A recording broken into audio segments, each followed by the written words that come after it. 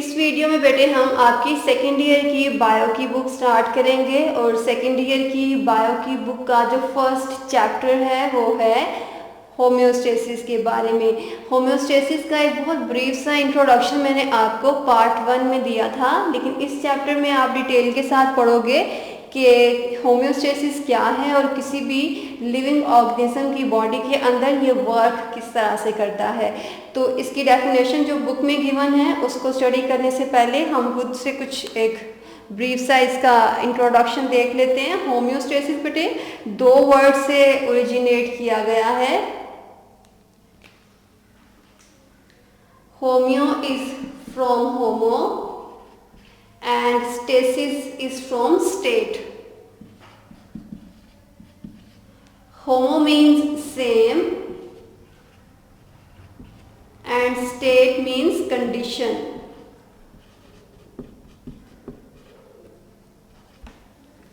ठीक है, सो किसी भी लिविंग ऑर्गेनिज्म की जो बॉडी की कंडीशंस हैं उसे सेम रखना है इस कार्ड होम्योस्टेसिस। तो अगर हम खुद से इसकी डेफिनेशन बनाना चाहें तो आप कह सकते हो keeping things in balance.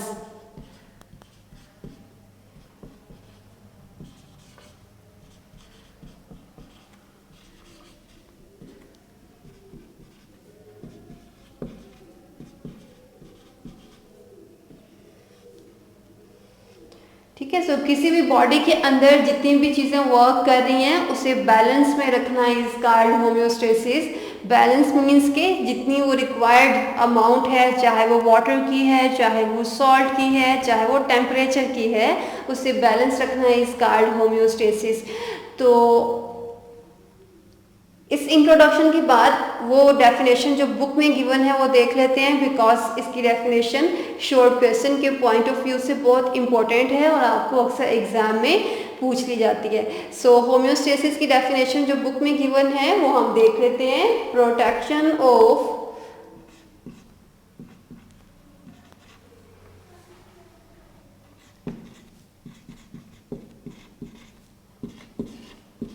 internal environment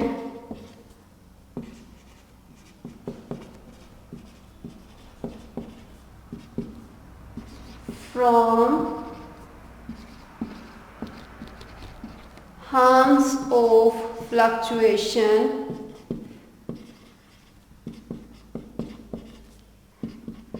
in external environment.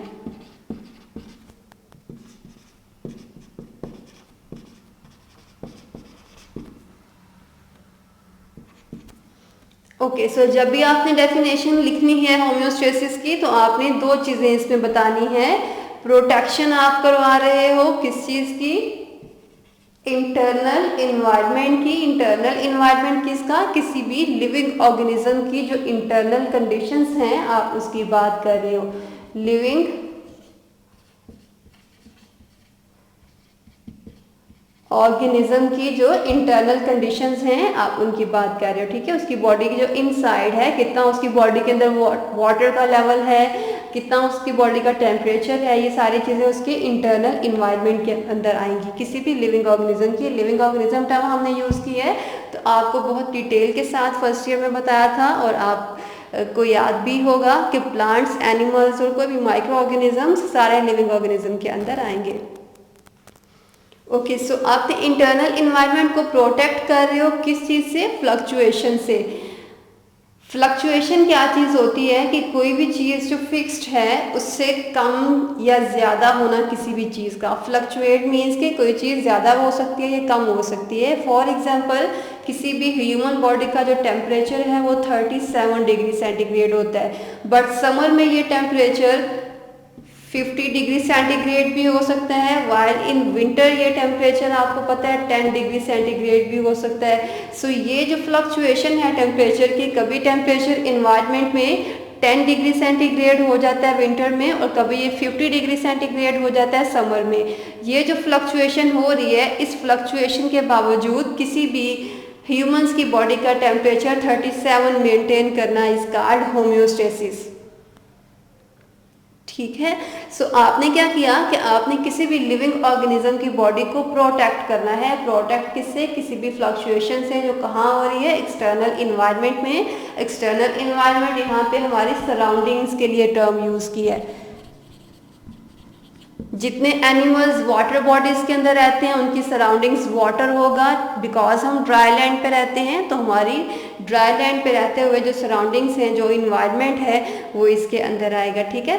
जितनी भी सराउंडिंग्स में हमारे फ्लक्चुएशन हो रही है, चाहे वो टेम्परेचर है, वाटर की अवेलेबिलिटी है, सॉल्ट की अवेलेबिलिटी है, इन सब के चेंज होने के बावजूद हमारी बॉडी के अंदर चीज़ों को सेम रखना इज कॉल्ड होम्योस्टेसिस। ठीक है। सो ये डेफिनेशन बेटे आपने याद करनी है। ये डेफिनेशन आपको शॉर्ट क्वेश्चन के पॉइंट ऑफ व्यू से बहुत इंपॉर्टेंट है और ये एग्जाम में अक्सर आपको पूछ ली जाती है। तो डेफिनेशन के बाद अब हम देख लेते हैं कि होम्योस्टेसिस को फर्दर हमने कितने कंपोनेंट्स में या कितनी कैटेगरीज में फर्दर डिवाइड किया हुआ है। डिवीजन क्यों नेसेसरी होती है? बिकॉज जिस तरह से आपको पता है, जिस तरह से आपने ऑर्गन्स का पढ़ा था, तो ऑर्गन्स के केस में आपने एक टर्म पढ़ी थी, division of labour.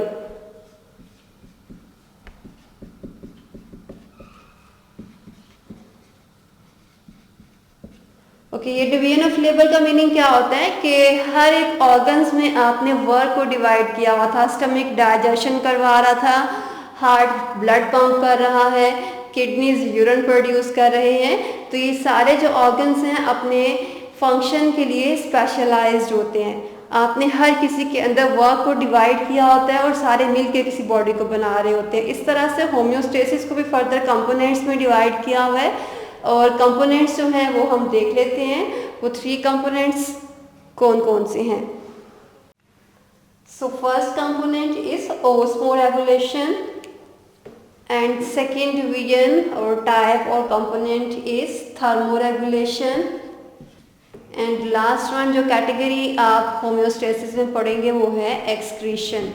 Okay, introduction के टॉपिक में जस्ट इनकी डेफिनेशन गिवन है, लेकिन जो आपका आगे चैप्टर है वो इन्हीं तीनों टॉपिक्स को डिटेल के साथ आप पढ़ोगे कि किसी भी प्लांट और किसी भी एनिमल के अंदर ऑस्मोरेगुलेशन किस तरह से हो रही है, किसी भी प्लांट या एनिमल में थर्मोरेगुलेशन एंड एक्सक्रीशन किस तरह से हो रही हैं। ठीक है। सो ये तीनों टॉपिक्स आगे आप इसी चैप्टर में डिटेल के साथ पढ़ने वाले हो, लेकिन इंट्रोडक्शन के टॉपिक में इनका कंपैरिजन आपको दिया गया है और ये कंपैरिजन बेटे आपको शॉर्ट क्वेश्चन में आ जाता होता है। सो ऑस्मोरेगुलेशन मीन्स कि आपने जिस तरह से आपने होम्योस्टेसिस की डेफिनेशन पढ़ी कि आपने इंटरनल इन्वायरमेंट को प्रोटेक्ट करना है किसी भी फ्लक्चुएशन से जो कि एक्सटर्नल इन्वायरमेंट के अंदर हो रही है। तो जब भी आप होम्योस्टेसिस में स्पेसिफिकली ऑस्मोरेगुलेशन की टर्म यूज़ करेंगे तो इट मीन्स कि आपने प्रोटेक्शन किस चीज़ की करवानी है बॉडी के अंदर, वाटर की एंड सोल्यूट या सॉल्ट के लेवल की। ठीक है। सो अगर आप थर्मोरेगुलेशन की टर्म यूज कर रहे हो इट मीन्स कि आपने होम्योस्टेसिस में किस चीज़ की प्रोटेक्शन करवानी है, किसी भी लिविंग ऑर्गेनिज्म के टेम्परेचर की। ठीक है। सो मेंटेन करना है यहाँ पे आपने वाटर एंड सॉल्यूट को किसी भी बॉडी का, वहाँ पे अगर बाहरी इन्वायरमेंट में कम या ज़्यादा वाटर हो रहा है तो उसकी बॉडी के वाटर के लेवल को आपने मेंटेन रखना है। थर्मोरेगुलेशन में आपने टेम्परेचर को मेंटेन करना है किसी भी लिविंग ऑर्गेनिज्म के, बाहर चाहे ज़्यादा हो रहा है या कम हो रहा है। एक्सक्रीशन के केस में आपने किसी भी नाइट्रोजनस वेस्ट को रिमूव करवाना है। नाइट्रोजनस वेस्ट या कोई भी ऐसी टर्म आप इसके लिए यूज कर सकते हो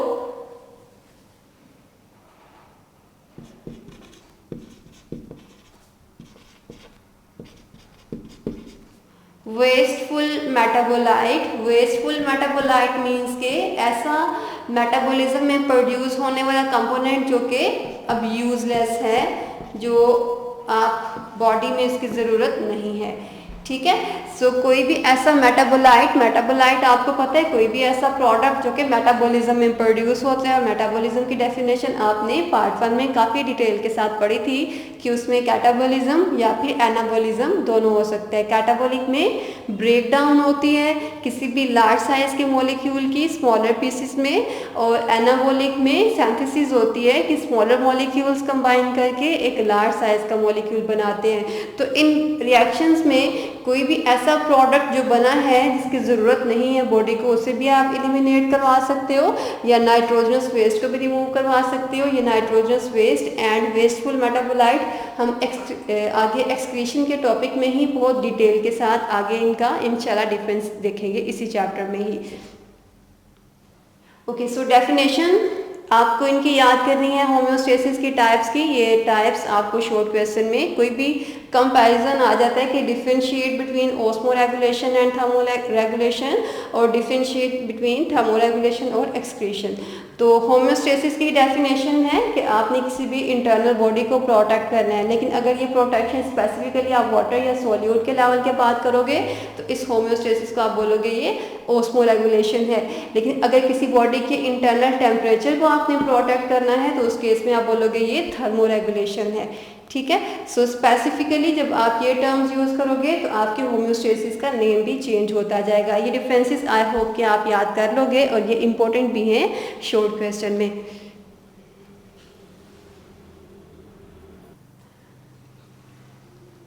ओके, अभी हम भी कंट्रोल सिस्टम की बात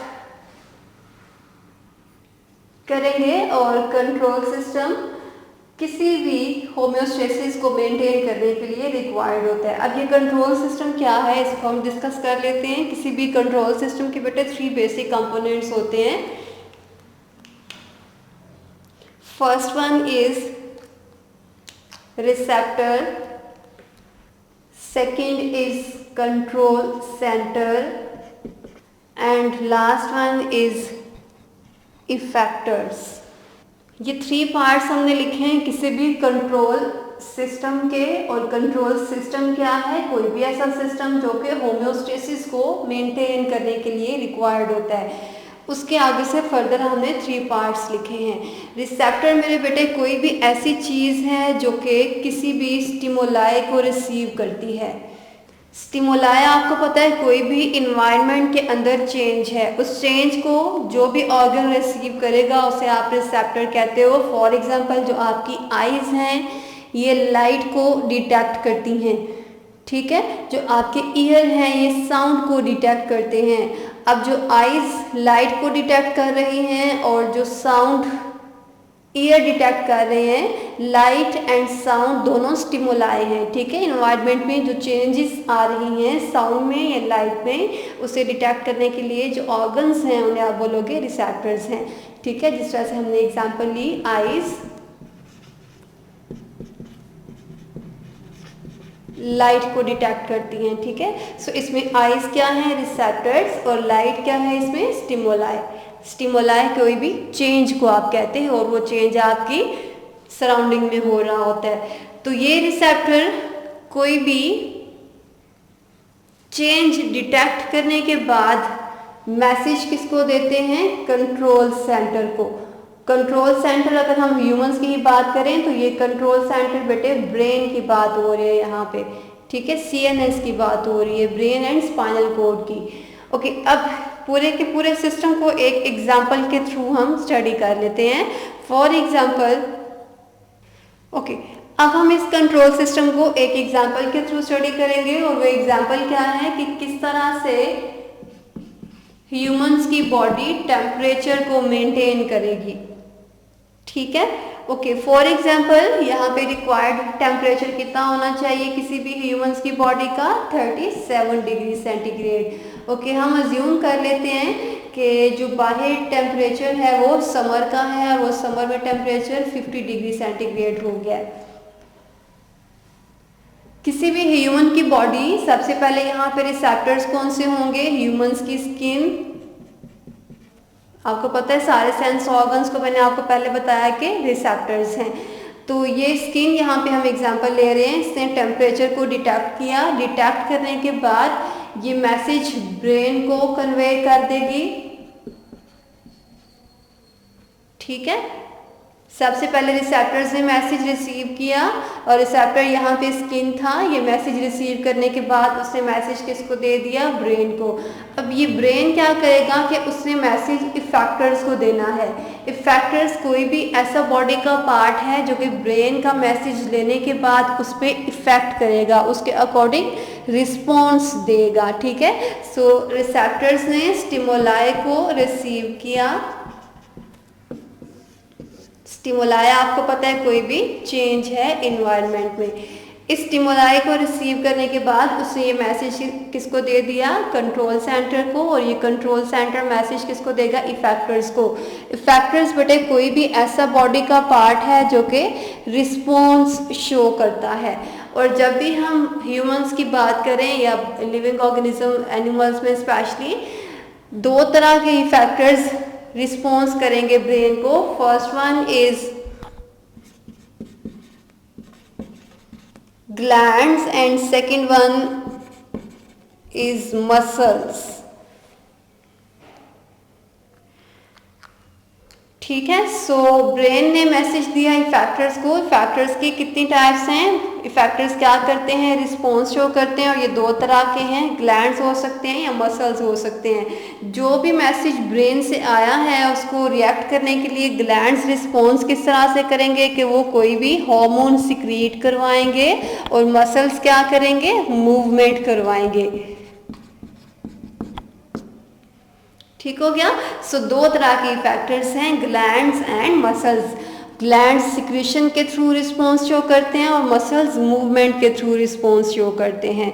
ठीक है बेटे, सो थोड़ा सा रिकॉल कर लेते हैं कि अब हम क्या एग्जांपल ले रहे थे टेम्परेचर को मेंटेन करने की। तो हमने एग्जांपल ले रहे थे कि जो रिसेप्टर्स हैं, रिसेप्टर्स यहाँ पे स्किन है, उसने रिसीव किया मैसेज कि बाहरी टेम्परेचर कितना हुआ है, 50 डिग्री सेंटीग्रेड। ओके, अब ये 50 डिग्री सेंटीग्रेड टेम्परेचर रिसेप्टर्स ने, जो कि यहाँ पे स्किन है, रिसीव करने के बाद मैसेज दे दिया कंट्रोल सेंटर को, और कंट्रोल सेंटर यहाँ पे ब्रेन है। ब्रेन यहाँ पे इंफॉर्मेशन को रिट्रीव करेगा। ये हम CNS के चैप्टर में पार्ट 2 में ही इंशाल्लाह डिटेल के साथ पढ़ेंगे कि किस तरह से ये सिस्टम वर्क करता है, बिकॉज इंट्रोडक्शन में ये गिवन है, तो इसलिए मैं आपको यहाँ पे बता देती हूँ। सो ब्रेन इंफॉर्मेशन को रिट्रीव करेगा, रिट्रीव करने के बाद ये मैसेज वो इफेक्टर्स को दे देगा। इफेक्टर्स वो ग्लैंड्स हैं। अगर ब्रेन ने मैसेज ग्लैंड को सेंड किया है तो इट मीन्स कि वो सिक्रिएट करेंगे। अगर ब्रेन ने मैसेज मसल्स को सेंड किया है तो इट मीन्स कि वो मूवमेंट के थ्रू रिस्पॉन्स शो करेंगे। ठीक है, रिसीव किसने किया, रिसेप्टर्स ने, और रिस्पॉन्स किसने देना है, इफेक्टर्स ने। ठीक है, रिसेप्टर्स रिसीव करते हैं वाइल रिस्पॉन्स इफेक्टर्स देते हैं। ओके, सो 50 डिग्री सेंटीग्रेड टेम्परेचर है, ब्रेन ने ये इंफॉर्मेशन ले ली है। अब ब्रेन यहाँ पे या तो ग्लैंड्स को मैसेज देगा या मसल्स को मैसेज देगा। हाई टेम्परेचर है तो यहाँ पे वो स्वेट ग्लैंड्स को मैसेज देगा कि स्वेट ग्लैंड्स स्वेट प्रोड्यूस करें, और स्वेटिंग के प्रोसेस के थ्रू बॉडी का टेम्परेचर लो करवाएं। स्वेटिंग में बेसिकली जिस तरह से आपने पढ़ा था पार्ट 1 में भी पढ़ा, और इसके अलावा आपने केमिस्ट्री में भी पढ़ा होगा कि जिस तरह से इवेपोरेशन में क्या होता है कि यहाँ पे काइनेटिक एनर्जी सारे मॉलिक्यूल्स की होती है ना किसी भी लिक्विड के अंदर। यहाँ पे फॉर एग्जांपल हम किसी भी बॉडी को यहाँ पे एज अ बीकर ले रहे हैं, तो जितने भी मॉलिक्यूल्स हैं उनकी काइनेटिक एनर्जी है। काइनेटिक एनर्जी है, इट मीन्स कि उनके पास हीट है, वाइब्रेशन कर रहे होते हैं वो अपनी मीन पोजीशन पे रहते हुए, यहाँ पहले पढ़ चुके हो पार्ट 1 में। तो वो वाले मॉलिक्यूल्स जिनकी वाइब्रेशन ज़्यादा है, इट मीन्स कि उनकी काइनेटिक एनर्जी ज़्यादा होगी। काइनेटिक एनर्जी ज़्यादा है तो इट मीन्स कि वो ज़्यादा ज़ोर से वाइब्रेट कर रहे हैं और उनके पास हीट भी ज़्यादा है। तो ये वाले मॉलिक्यूल्स जो कि ज़्यादा ज़ोर से वाइब्रेट कर रहे हैं, फॉर एग्जांपल इस तरह से ये मॉलिक्यूल सारे अटैच हैं, तो इनकी वाइब्रेशन इतनी है और जो सेंटर में है उसकी वाइब्रेशन इतनी है। तो जिसकी वाइब्रेशन ज़्यादा है इट मीन्स कि उसकी काइनेटिक एनर्जी ज़्यादा है। काइनेटिक एनर्जी ज़्यादा है इट मीन्स कि उसकी हीट ज़्यादा है। हीट ज़्यादा है इट मीन्स कि वो टेम्परेचर ज़्यादा इम्पार्ट कर रहे हैं उसके अंदर। तो ये वाला जो मॉलिक्यूल है जिसकी काइनेटिक एनर्जी है वो इस हाइड्रोजन बॉन्डिंग से जो कि बाकियों के साथ थी, इससे ब्रेक डाउन करेगा और एस्केप कर जाएगा और इस सरफेस से बाहर चला जाएगा। ओके अब ये जो मॉलिक्यूल गया है बाहर, इसकी हीट ज़्यादा थी बिकॉज उसकी काइनेटिक एनर्जी ज़्यादा थी, तो ज़्यादा हीट वाला मॉलिक्यूल बाहर चला गया। रिमेनिंग जो मॉलिक्यूल्स हैं वो कम हीट वाले हैं, इसलिए इसने कूलिंग इफेक्ट काज करवाया। ये आपने इवेपोरेशन की रीज़न पढ़ी थी कि इवेपोरेशन कूलिंग क्यों काज करवाता है, ठीक है। सो यहाँ पे वही चीज़ आपने स्वेटिंग के प्रोसेस के साथ लिंक करवानी है कि जो स्वेटिंग है उसमें भी हाई एनर्जी मॉलिक्यूल बाहर चले जाते हैं, हाई वाइब्रेशन की वजह से वो हाइड्रोजन बॉन्डिंग को ब्रेक डाउन कर देते हैं, और जो रिमेनिंग है वो लो एनर्जी के होते हैं, इसलिए वो बॉडी के टेम्परेचर को कम करवा देते हैं। ओके सो यहाँ पे रिसेप्टर्स ने हाई टेम्परेचर को रिसीव किया और ब्रेन ने मैसेज किसको दिया, ग्लैंड्स को। ग्लैंड्स कौन से, स्वेट ग्लैंड्स, कि वो क्या सिक्रिएट करवाएं, कि वो स्वेट सिक्रिएट करवाएं। स्वेट आपको पता है पसीने को कहते हो, जो गर्मियों में आपको आता है, ठीक है। सो ये स्वेटिंग के प्रोसेस के बाद उस बॉडी का जो टेम्परेचर है वो लो हो जाएगा, और इस 50 को जो उन्होंने डिटेक्ट किया था उस 37 डिग्री सेंटीग्रेड में, जो कि रिक्वायर्ड बॉडी का टेम्परेचर है, वो लो करवा देगा, ठीक है। ओके सो एक क्वेश्चन यहाँ पे आपके माइंड में आना चाहिए कि यहाँ पे जो 50 डिग्री सेंटीग्रेड बाहर का टेम्परेचर था वो 37 बॉडी के अंदर है, तो ये वाला जो टेम्परेचर है ऑब्वियसली बॉडी के अंदर आपको पता है जो डिफ्यूजन का प्रोसेस होता है वो स्पॉन्टेनियस होता है। हाई कंसंट्रेशन से लो कंसंट्रेशन की तरफ जो मॉलिक्यूल्स हैं वो खुद ब खुद मूव करते हैं। ऑब्वियसली अगर बाहरी टेम्परेचर हाई है तो ये हीट आपकी बॉडी के अंदर भी मूव करेगी ना, तो ये हीट जो आपकी बॉडी के अंदर मूव कर रही है ऑब्वियसली फिर ये वाला जो 50 डिग्री सेंटीग्रेड है ये तब तक मूव करता रहेगा आपकी बॉडी के अंदर हीट जब तक वो इक्विलिब्रियम में नहीं आ जाएगा।